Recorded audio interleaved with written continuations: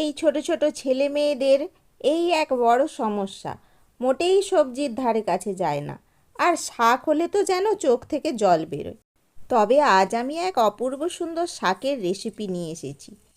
আর এইভাবে শাকটি বানালে বড় ছোট সবাই মন প্রাণ ভরে খেয়ে নেবে। তো বন্ধুরা, দীপাস থট স্পাইসি হটে সবাইকে স্বাগত। আজকের রেসিপি লাল শাক। তো রেসিপি শুরু করে দিয়েছি। কড়াই গরম করে সর্ষের তেল গরম করেছি, তার মধ্যে একটু গোটা জিরে ফোড়ন দিয়েছি আর দিয়েছি দুটো কাঁচা লঙ্কা, যেটা পেটটা ফাটিয়ে ফোড়ন হিসেবে দিয়ে দিয়েছি। বন্ধুগণ, এইখানে ফোড়ন হিসেবে 5 ফোড়নেরও ব্যবহার করা যেতে পারে। তো আমি জিরেটা আমার বাড়ির বাচ্চারা পছন্দ করে, ওই জন্য আমি ওটাই ব্যবহার করেছি। যথারীতি জিরে একটু ভাজা ভাজা হয়ে গিয়েছে, তারপরেই দিয়ে দিয়েছি পেঁয়াজ কুচি। পেঁয়াজ কুচিটা খুব সুন্দরভাবে ভাজা করে নেব।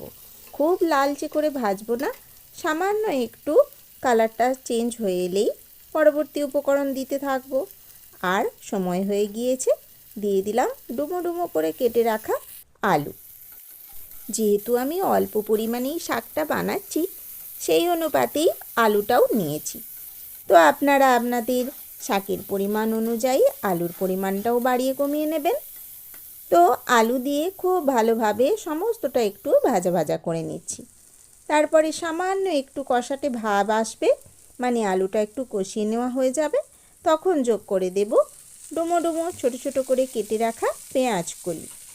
আর পেঁয়াজ কলির স্বাদ তো অপূর্ব সুন্দর, আর এর একটা সুন্দর গন্ধও রয়েছে। তো এইভাবে আলুর সাথে পেঁয়াজ কলিটাও একটু নাড়িয়ে চাড়িয়ে ভেজে নিচ্ছি।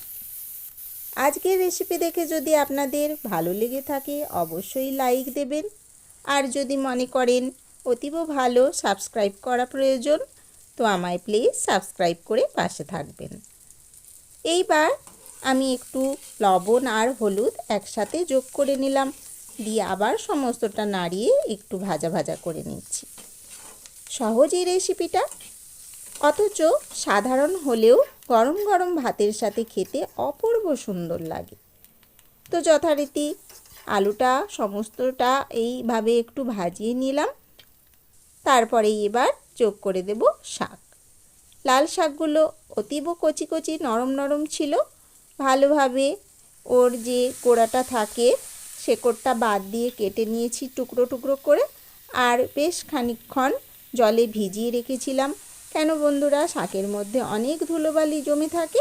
তো তারপর 3-4 বার ধরে জল পাল্টে পাল্টে ধুয়েছি।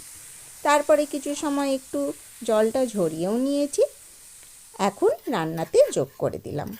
এবার কিছুই নয়, ধীরে ধীরে খুন্তি দিয়ে একটু নাড়িয়ে চাড়িয়ে সমান করে নিলাম। আর শাক মানেই ওর থেকে অনেকটাই জল বেরিয়ে পড়বে, তাই আলাদা করে কোনো জল দেওয়ার প্রয়োজন হবে না। আর ভালোভাবে খুন্তি দিয়ে আবার একবার নাড়িয়ে চাড়িয়ে নিয়ে সমান করে নিলাম। এবার থালাটা চাপা দিয়ে দেব, আর আঁচটা একেবারে মৃদু করে নেব।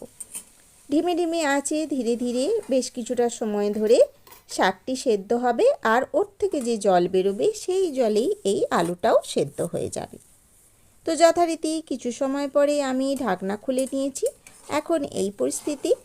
তো আরও একবার নাড়িয়ে চাড়িয়ে নিচ্ছি। যেহেতু জল বেশি ব্যবহার হবে না, তলায় ধরে যাওয়ার একটু সম্ভাবনা থাকে, তো সেই কারণে মাঝে মধ্যেই থালিটা খুলে একটু, মানে ঢাকনা চাপা খুলে আমায় একটু নাড়িয়ে নিতে হবে।